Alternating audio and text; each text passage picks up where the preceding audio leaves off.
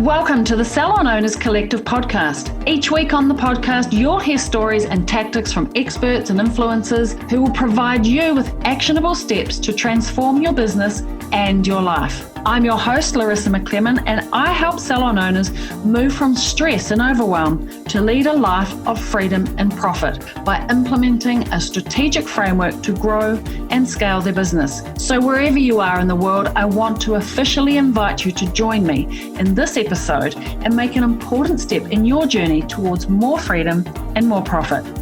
What does freedom mean to you in terms of your business? Is it being able to spend time away from the salon with your family, being able to come and go as you please, but without feeling guilty, not to have any financial stress about whether the salon is going to make ends meet? For me, freedom is about choice. It's about the choice to be able to create a dream life, the one I actually want to live, to choose when you work, who you work with, and what is family time. What does that look like? When is that? It can also be about freedom of mind, to be able to switch off from your business when you need to so you don't reach overwhelm. But the question remains, how do you create freedom when so much of the business relies upon you? So in this episode, I want you to discover what freedom truly looks like for you. And I'm going to share my secret to creating freedom as a salon CEO without feeling like everything will turn to shite when you're not there. So stay tuned if you want to uncover my done-for-you freedom-generating salon systems that you can use actually straight away, and my step-by-step guide to implementing these systems with your team. By the way, this is actually just a bit of an exclusive snapshot into my October intensive. We run a 2-day workshop every couple of months for my owners in Salon Mastery. They're the members of the Salon Mastery coaching program. Shh, don't tell. So I'm excited for you to jump in and get your ears and eyes onto this episode. When I was 20, I opened my business 6 months out of my apprenticeship. I don't know what I was thinking. I think really I wasn't thinking actually.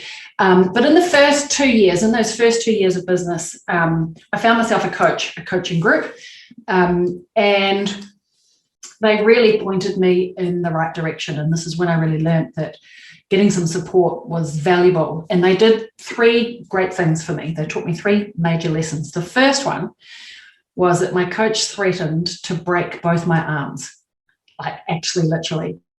And he threatened to do that so I could stop serving clients. Like that was as early as I learned that lesson, that I needed to work on my business, not in my business. The second thing he did is he made me read the E-Myth. Have you guys read the E-Myth? If you haven't, it's a must read. And then the third thing he taught me was that I needed to build systems. He said, you must have systems. But at 22, I actually didn't know what systems were, and he didn't teach me. He told me I should do them, but he didn't teach me what they were. And I knew the words, but I didn't know what it meant. And I gave it a good bash, and I spent a lifetime of trying to work out how to build systems. So my goal here today is not to leave you in that same position, but to actually break it down for you and make it super easy to work out what to do and take away the pain that I had in those times, knowing I had to do something and didn't know how to do it. 20 years later, I worked out a few things, and not long before I sold, I had 30 in my team. Interestingly enough, we broke at 30. You've probably heard me say growth breaks things. And this is just by the by, the difference between 27 team members and 30 was the straw that broke the camel's back, and everything changed at 30. But in any case, the point here is actually that I sold my business at a premium because the business worked without me. We had nicely packaged systems and processes, all documented, how to run it, who did what, step by step. And it meant not only that I had great profit, I had a lot of freedom, and I sold the business at a premium. My business was valuable, not because of me, but separate to me. And so I don't love franchising necessarily, but I do love that they got something really, really right to this idea that being able to have a systematic approach to building your business, create the system, lay it down once, and then run the train around the tracks, lay down the tracks and just let the train run around the tracks, and lay it down and let it run again and again. It takes a little bit of discipline to package it up and make it work, and then put it into business in a box. And this is where this idea of business in a box, we have that foundation laid for you. And over these next 2 days, I want to help you build it, to not only make it easy to run, but to make it valuable. And when you have a valuable asset, you have choice.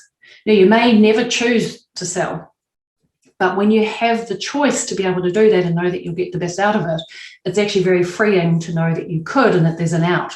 Because I know sometimes being a business feels like there's a ball and chain around our ankles and we can't get out if we needed to get out.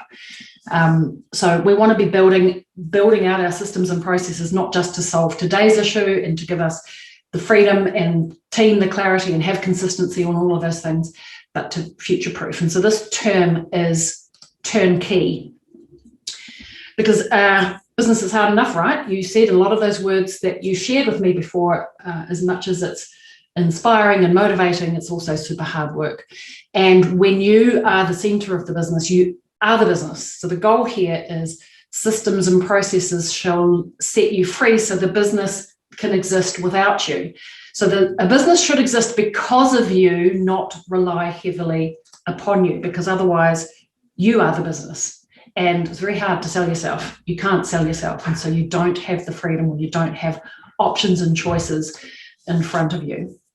So I want to start by really defining what does freedom mean to you? Because I know what it means to me, and I'm happy to share that. But I want to know, what does freedom mean to you? What is it that you're actually trying to achieve when we think about freedom, or we think about a successful business? So for me, I'm not going to share mine. I want to hear from you first. When you think about freedom in the relationship with your business, what does that mean to you, and what does that look like? Would you type it in the chat? 1, so you can type it and commit it to writing, kinesthetically touch. But 2, I would love to know, what does freedom mean to you?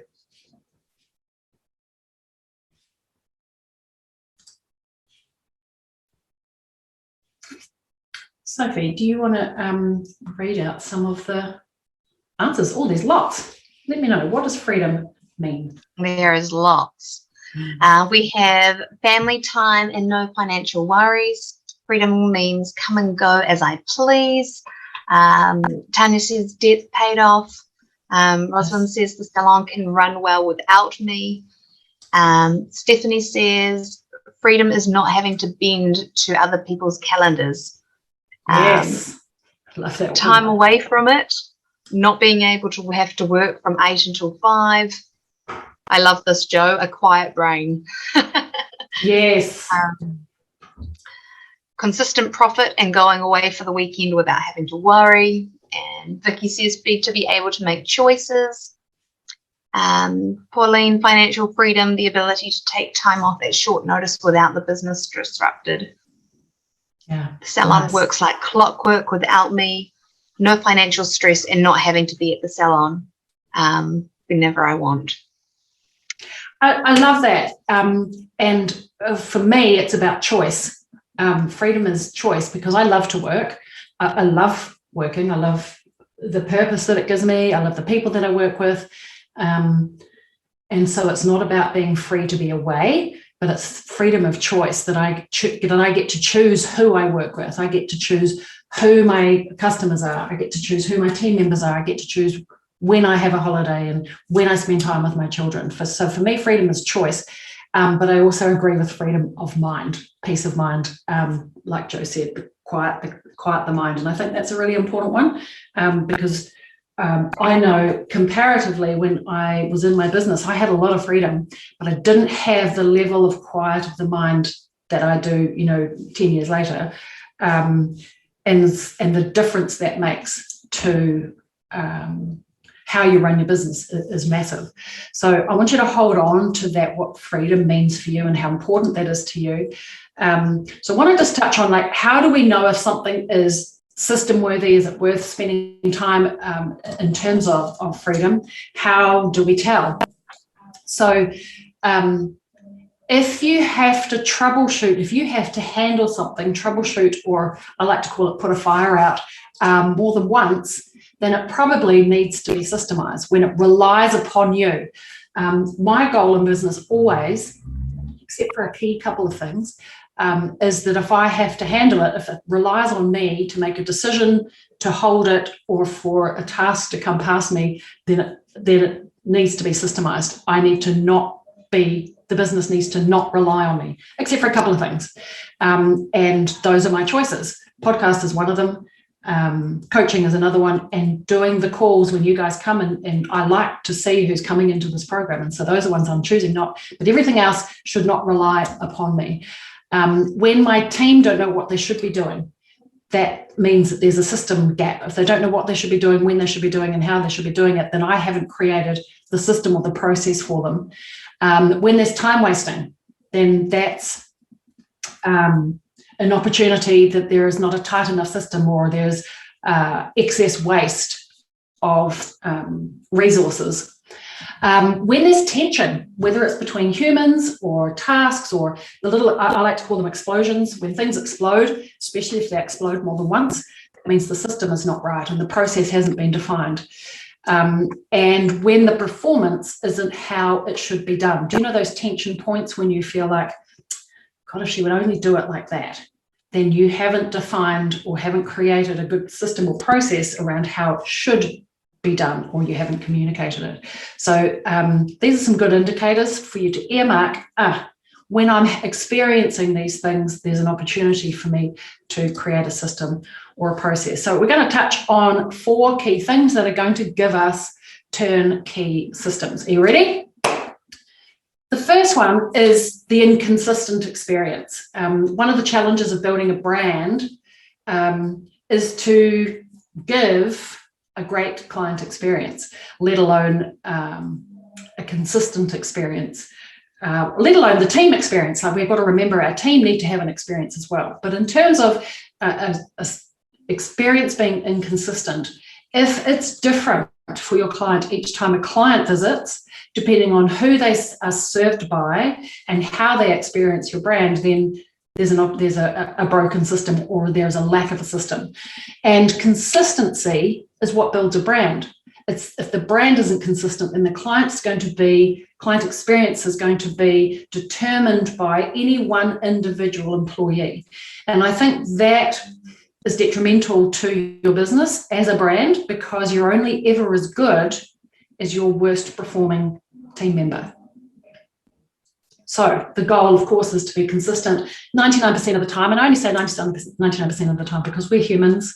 Humans aren't robots. And but we do need experience to be consistent. So every time that the client comes, they experience the same experience, a brand experience. And a brand experience is created by repeated experience. So every time that the client comes and it's the same experience, that is laying down, bedding down that this is the brand experience for this brand. So if consistency builds a brand, then we need to be consistent every single time for every single visit with every single team member, 99% of the time. Or do you know what? Things need to go right 85, 90% of the time, not 40% of the time. So if consistency builds a brand, then systems create the consistency. And so simplicity of systems and processes is what allows humans to be consistent, because humans aren't consistent. There's a very few of us, and I'm not one of them, that is consistent as a human, because people make mistakes. So here are some examples, especially as a business owner. Sometimes, so I recognize that sometimes I'll make a decision, a team member or a client or somebody comes and asks me a question. The answer they give often will be based on how I feel or how emotive I am about the topic, like how I feel about that person, the relationship. So if I think back to salon days, before I had a system for client complaints, if a team member said, Mary's hair isn't right, my response would be based on how I felt about Mary or how I felt about the team member. If I had this general feeling that team member screwed up all the time, I would go into that already feeling something. And how I felt in that moment was how the situation was dealt with. And so this means I was inconsistent for my business and I was inconsistent for my team. And it's really not okay, because inconsistency actually leads to mistrust of customers of our brand and the team of our decision making. So if I've got too many decisions to make in any given day, or I have to make the same decision multiple times and re-decide the answer every time that something pops up over and over again, then actually I'm not doing anybody a favor, including myself, because I get decision fatigue. You get exhausted. So at the beginning of the day, when we're up and we're fresh, it's easy to make decisions. This is a good time in the morning to be making this is why it's quite good to do big rock decision making, or business planning in the morning, because you're fresh. By the afternoon, I don't know about you, but by 5 o'clock, I'm exhausted. I might not be aware that I'm exhausted, but I've given so many answers. And sometimes I just have to say to my team, do you know what? You decide. You decide. I can't make any more decisions. Have you experienced that? Like, you get home and you're like, what do you want? What are we having for dinner? I don't know, and I don't care. You decide. Boiled eggs. So we want to create consistent systems so we don't have to be inconsistent as a leader and then inconsistent as a brand. So, and also we want to protect ourselves from getting decision fatigue. Hey, I just wanted to pop in to tell you something. Don't worry, we're going to get back to this awesome episode in just a second. Now, if this sounds like you, listen up. You have a team. You love your team, but you're sick of wondering why and wishing your team would make their sales targets. You want them to be smashing sales because it shows that they're actually looking after their clients really well. Like, imagine if you could have a way to make more from the clients that you already have, increase sales without spending more on advertising. Well, it's totally possible, and I want to help you. And I want to help you do it with ease, in a classy way. No hard and dirty sales tricks here. Ways to serve your clients, make more, because everybody wins. The team, the client, and of course, you, the business owner. Now, if you want to find out more, just DM me and let's chat. I'll make a plan for you. I'm also going to leave a link for you on the show notes of this episode. All right, let's get back to the episode. If we can be consistent, then we're going to build a better brand. So inconsistent client experiences, but we need to be consistent every single time. We need consistency around our results, so they're consistently good results and lower the chance of low results. Team feel supported when you are consistent and they know what to expect from you, and they can follow a pattern of your decision making. Inconsistency breeds expensive mistakes. Consistency minimizes redos and mistakes and all of those things. Operational mistakes and waste is minimized, and bottlenecks and roadblocks. Bottlenecks and roadblocks, we actually often hold on to this. We become the biggest bottleneck in our business because of our lack of ability to be making 27 decisions in any given day, and often different decisions. Does anybody relate to that? Like, can you feel that sometimes you make a different decision, same question, different decision, different answer, because based on where you're at for the day? Am I the only one? Yeah. Okay. And maybe a little bit of awareness will help you tune into that. You'll certainly catch yourself doing it. We hold all of the information inside of our brains. So I call them fireballs when our team just throw their problems at you. It's probably pretty common for people to want to abdicate the problems, and we're the person of authority, and so people throw the problems at us, and we spend a lot of time catching fireballs.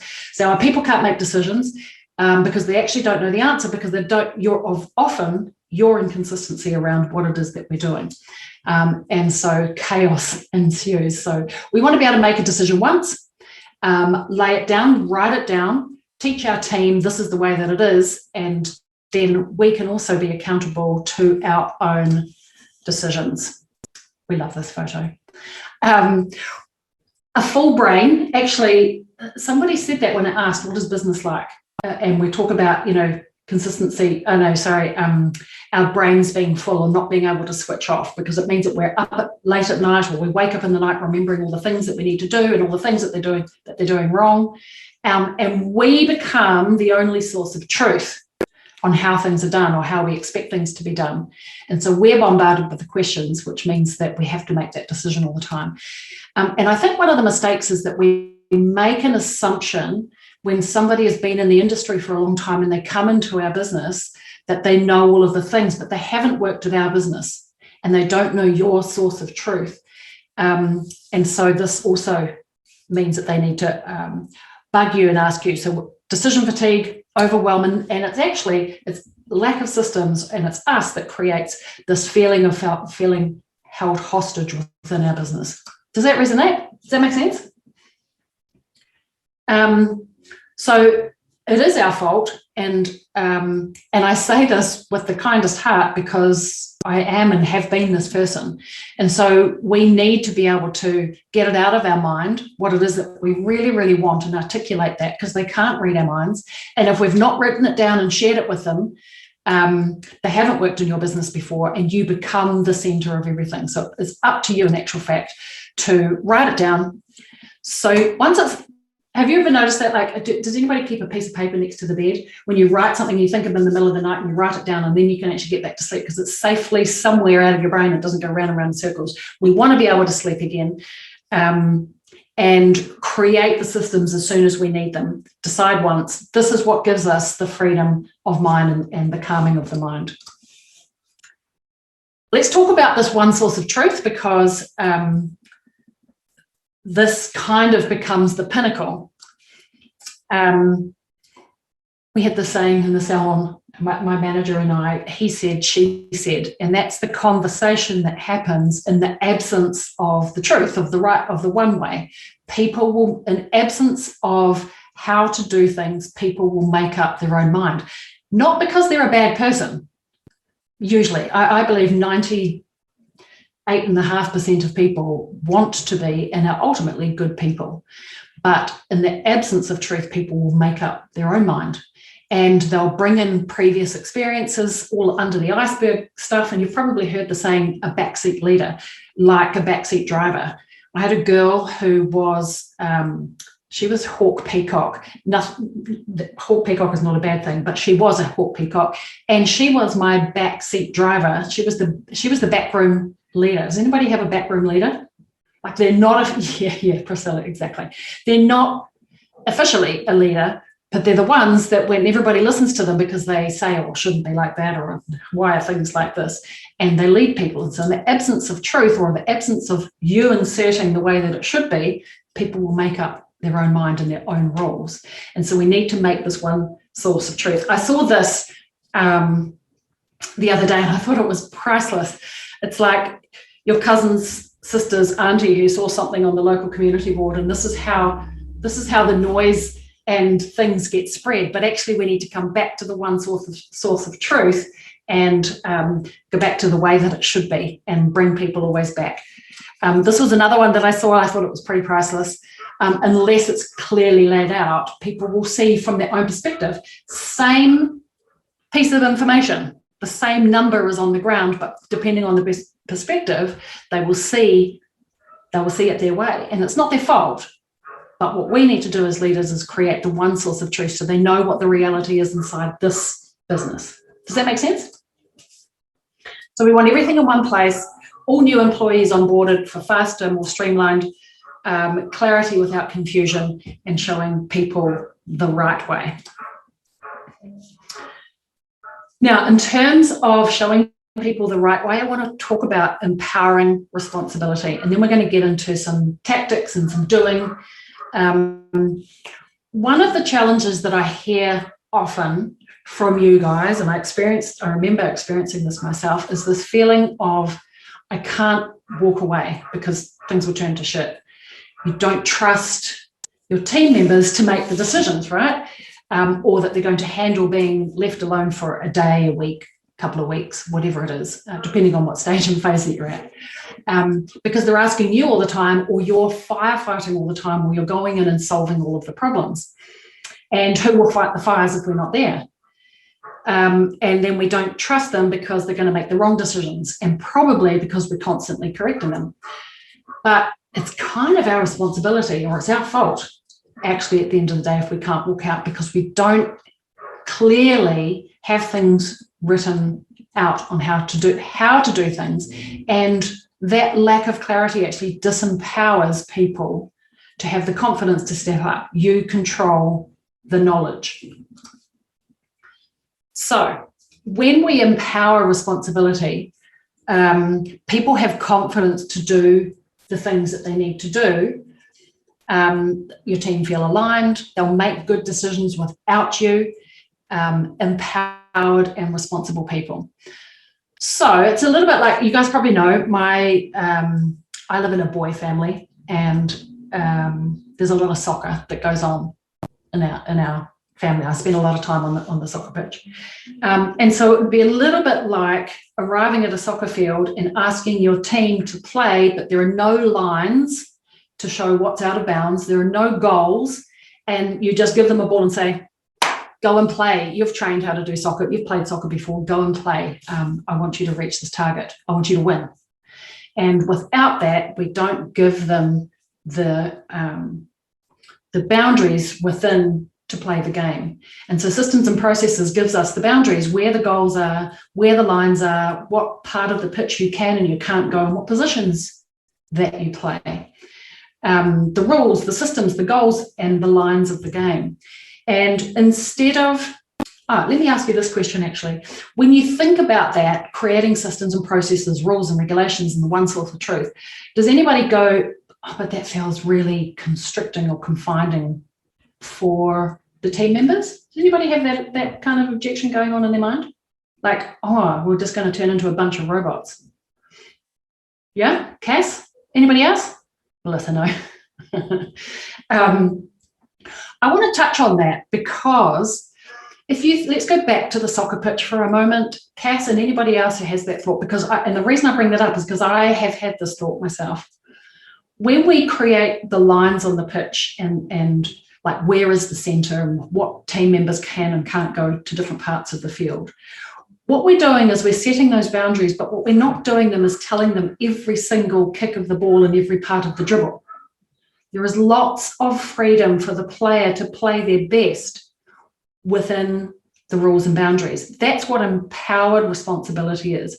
I feel confident to know where I can run, where I can dribble and kick the ball, and what my purpose is. I know my purpose is to either be, at the back or at the front, or I know what that is. And that is empowering. Let me give you another example, just to kind of bring it home a little bit. An elderly couple that are very close to me, that I know really, really well, have an interesting, I won't say who it is, have a really interesting dynamic in their relationship. And I observed it. And I think this is sometimes the dynamic that we can have with our team members if we're not careful. So every time that the husband says just about anything, the wife corrects him and lets him know that he's done it wrong. Do you know anybody and has a relationship like that? Every time they say, I'm just trying to think of an example. I'm going to set the table. And so he sets the table and she comes and the forks are in the wrong place and the bowls are at the wrong end of the table, and she's done it wrong. He's done it wrong, and she corrects him. Now, we could say, I'm being fussy and I want my service to be provided in a certain way. That's one thing. But unless you lay out the system, and hopefully wives don't do this to their husbands, and say the bowls always go at this end of the table, the knives and forks go at this end of the table. So when, we'll stay with the husband goes to the table, he knows how the table should be set, right? But if you don't do that and you say, go and set the table, and he sets the table wrong and you come and correct them, then it disempowers the person, and then the person feels less confident to know how to set the table. And before long, the person will stop asking, would you like me to set the table? And they will go and find something else. And then what happens to the relationship is she starts to feel angry. He never comes and helps me set the table. Does this make sense? Have you ever experienced that with team members and you're constantly correcting them all the time, but after a while they're disengaged? So we want to change and set the standards up front so we can have empowered and responsible people, but enough leeway for them to be able to play the soccer game. All right, this is how we get to be away but in control. And that's a wrap. Thanks for joining me on an episode, particularly an intensive episode at the Salon Owners Collective podcast. Creating a life of freedom and profit is a goal, I know, for many of you salon owners. Throughout the years of experience and coaching with salon owners, I've created, not only from my own experience in my own salon, but for years now working with salons, coaching through the Salon Mastery program, a done-for-you system that's ready for you to install into the salon and implement inside of your business so that your salon can exist, it can thrive, even without you being there 24/7. So if you're interested in learning more about my done-for-you Salon Mastery systems for smart salon CEOs, then all you need to do is click the Apply Now button. Apply to Salon Mastery. The button's in the show notes of this episode. Let's see if Salon Mastery is the right fit for you. Otherwise, I'll catch you same time, same place on another episode of the Salon Owners Collective podcast. Ciao for now. Thanks for joining me on another episode of the podcast. Tune in every week as I reveal the latest insights and advice on what it takes to truly master your inner salon CEO and master your salon success. Subscribe to the Salon Owners Collective podcast on iTunes or Spotify, or visit us online at www.salonownerscollective.com. But make sure to join me in my Facebook group for answers to common questions and much, much more. Thanks for listening, and I look forward to tuning in with you again next week.